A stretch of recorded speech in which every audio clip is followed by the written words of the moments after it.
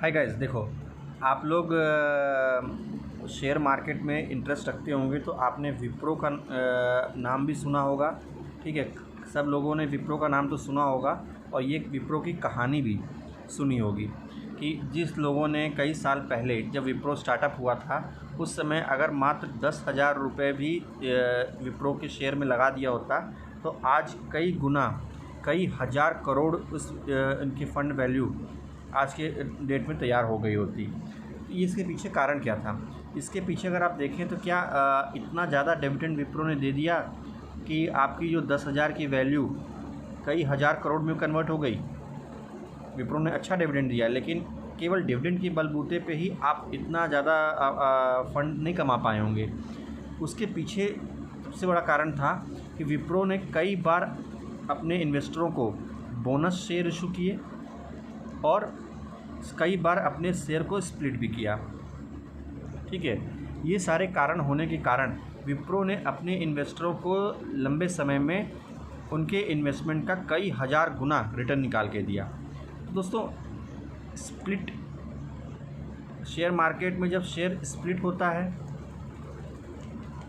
या फिर जब बोनस इशू होता है तो हम इन्वेस्टरों को काफ़ी फ़ायदा होता है। लेकिन सबसे बड़ी चीज़ है कि हमें ये पता नहीं चलता है कौन सी कंपनी कब बोनस इशू करने वाली है और कब अपने शेयर को स्प्लिट करने वाली है। ठीक है, ये हमें पता नहीं चलेगा। लेकिन फिर भी हम कैसे फ्री के शेयर कलेक्ट कर सकते हैं, उसके लिए हमें एक छोटा सा सिस्टम अपनाना पड़ेगा। अगर हम उस सिस्टम के हिसाब से काम करते हैं तो हम अपने पोर्टफोलियो में अच्छा खासा फ्री के शेयर कलेक्ट कर सकते हैं। इसके लिए हमें करना क्या होगा कि देखिए, आप सब ने SIP सिस्टमेटिक इन्वेस्टमेंट प्लान का नाम सुना होगा। ठीक है, आज के डेट में SIP सबसे सेफ़ इन्वेस्टमेंट मोड माना जा रहा है शेयर मार्केट में। चाहे आप बिटकॉइन में इन्वेस्टमेंट करिए, चाहे आप शेयर मार्केट में इन्वेस्टमेंट करिए, अगर आप SIP के माध्यम से इन्वेस्टमेंट करते हैं तो आपका इन्वेस्टमेंट काफ़ी सेफ़ माना जाएगा। हाँ, इसमें ये चीज़ होता है कि आप जब SIP के माध्यम से इन्वेस्टमेंट करते हैं तो आपका जो नज़रिया होना चाहिए वो लॉन्ग रन का होना चाहिए। ठीक है, ये नहीं कि आपने साल 2 साल के लिए नज़रिए के लिए सिस्टम अपना रहे हैं तो फिर आपको SIP का मज़ा नहीं आएगा। SIP में इन्वेस्टमेंट करने के लिए आपका नज़रिया मिनिमम 5 ईयर्स से लेके 10 ईयर्स तक का और 15 से 20 साल का भी हो सकता है। अगर आप जितना लंबा समय रखेंगे उतना ज़्यादा आपको इस सिस्टम का फ़ायदा मिलेगा। अब आपको करना क्या है, आपको जो भी इन्वेस्टमेंट करना है SIP सिस्टम के माध्यम से ही करना है। ठीक है, दूसरा, शेयर कौन से सिलेक्ट करने हैं? शेयर सिलेक्ट करने के लिए आपको या तो निफ्टी 50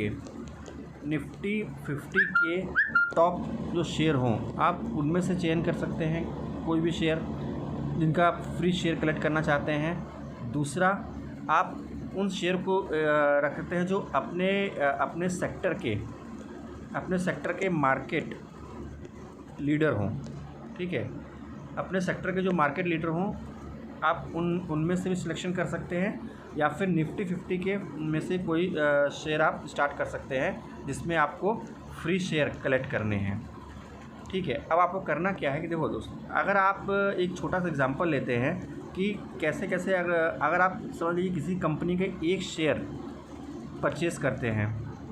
ठीक है, एक शेयर परचेज़ करते हैं और आप चाहते हैं कि ये शेयर आपका फ्री हो जाए, तो आपको वेट करना पड़ेगा कि वो शेयर की वैल्यू लगभग 100% इंक्रीज़ हो जाए।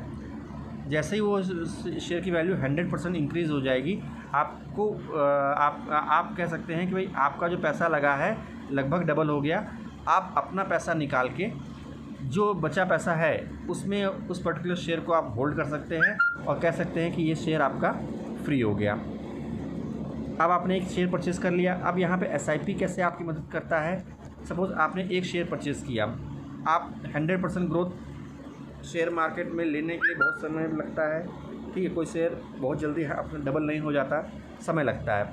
फिर आपने क्या किया, उस पर्टिकुलर शेयर में फिर SIP की मदद से एक पर्टिकुलर पीरियड में फिर आपने एक शेयर परचेज़ कर लिया। ठीक है, जैसे ही आपने दूसरा शेयर परचेज़ किया तो आपका देखिए परसेंटेज वैल्यू सीधा 100 से सीधा 50 पे आ गया।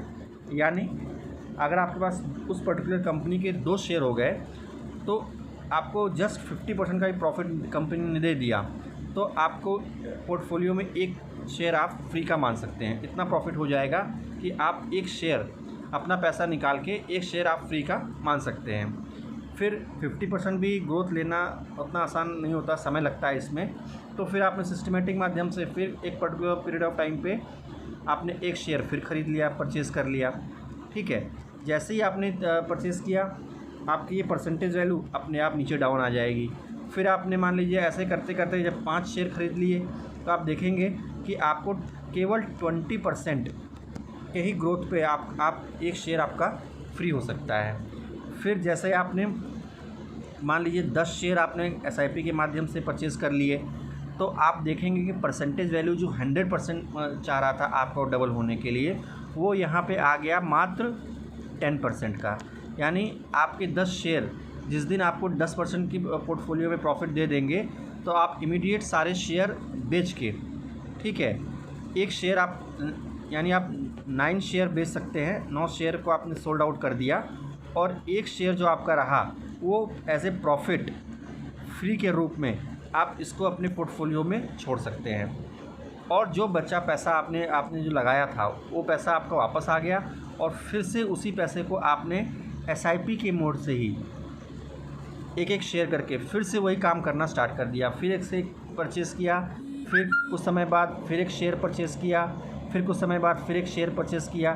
तो ऐसे ऐसे आप देखेंगे जितना नंबर, और ये करना कब तक है, ये परचेजिंग आपको SIP के मोड में तब तक उस शेयर में करते रहनी है जब तक आप, जैसे आपने एक परचेज़ किया 100% का ग्रोथ चाहिए, 2 परचेज़ किया 50% का ग्रोथ चाहिए, 3 परचेज़ किया आपका परसेंटेज घट गया, जैसे ही आपने 5 परचेज़ किया आपको 20% का ग्रोथ चाहिए, आपने जैसे ही 10 परचेज़ किया आपको 10% का ही ग्रोथ चाहिए, 20 शेयर परचेज़ कर लिए आपको सीधा लगभग 5% की ग्रोथ पे आप निकल सकते हैं। 25% का 25 शेयर आपने धीरे धीरे SIP के मोड से कलेक्ट करते चले गए, 4% के ही आपको चाहिए।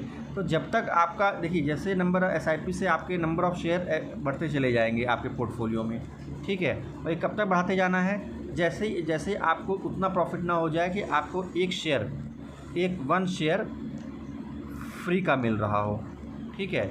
जैसे ही आपका एक शेयर फ्री का आप उतना प्रॉफिट हो गया कि आप एक शेयर फ्री का अपने पोर्टफोलियो में रख सकते हैं, तो आप इमीडिएट जितना आपने पैसा उस पर्टिकुलर शेयर में परचेज़ करने में लगाया है पूरा अपना निकाल के एक शेयर को आपने छोड़ दिया, ठीक है। आपने देखिए यहाँ पे एक सिस्टम कैसे फॉलो किया, आपने जो परचेजिंग की वो की इंस्टॉलमेंट बेस पे, एक ख़रीदा फिर एक ख़रीदा फिर एक ख़रीदा फिर एक ख़रीदा, उस पर आपने एक पर्टिकुलर पीरियड ऑफ टाइम को डिसाइड कर लिया अपने हिसाब से, ठीक है। पीरियड ऑफ टाइम को आपने डिसाइड कर लिया और उसी हिसाब से आपने एक एक शेयर करके परचेज़ करते रहे। आपका मोटिव क्या था कि जैसे ही मैं इन सारे, और लेकिन आपने बेचा कब, सारे शेयर को जो परचेज़ किया बेचा आपने एक साथ, ठीक है, सारे एक साथ बेचे। और कब बेचा, जब आपके पोर्टफोलियो में उतना प्रॉफिट हो गया जिसमें आप उस शेयर को, एक शेयर को आप फ्री मान सकते हैं। तो आपने इंस्टॉलमेंट में सिस्टमेटिक SIP के मोड से आपने परचेजिंग किया और जैसे ही आपका परसेंटेज आपको दिख रहा है कि आपका इतना प्रॉफिट का परसेंटेज आपको हो गया कि आपको वन शेयर फ्री हो गया आपके पोर्टफोलियो में, आपने एक साथ सारे शेयर बेच के अपने पैसे को बाहर निकाल लिया और जो बचा हुआ प्रॉफिट का पैसा था उससे आपने रहने दिया एक शेयर कलेक्शन में, ठीक है।